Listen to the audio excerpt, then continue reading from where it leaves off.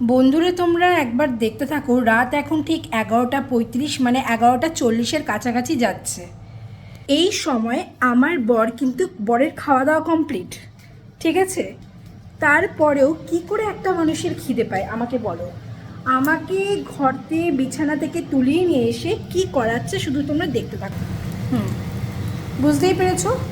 ডিমের পোচ, দুটো ডিমের পোচ করছি এখন ওর জন্য। সেবাবু খাবে, খেয়ে দিয়ে তারপরে নাকি শোবে, কারণ তার নাকি পেটে প্রচণ্ড খিদে। সে ভাত খেয়েও নাকি খিদে মেটেনি, বলছে আমার আবার খিদে পেয়েছে।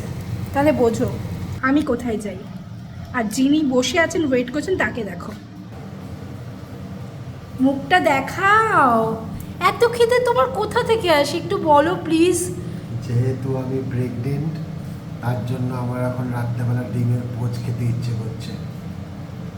ওকে, এই পারলে একটা গুড নিউজ, আমার বর প্রেগনেন্ট, তাই তার ডিমের পোচ খেতে ইচ্ছে করছে, তাই এখন আমি তাকে ডিমের পোচ দিচ্ছি। চলো বন্ধুরা, আমার ডিমের পোচ তো রেডি।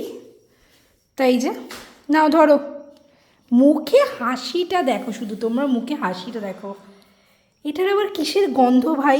আমি ডিমের পোচ আমি একটু ভালোবাসি না, আমার তো অমলেটটা বেশি ভালো লাগে। ওর যে কি ভালো লাগে ডিমের পোচ কে জানে। দাঁড়াও চামচ দিচ্ছি। এটা না,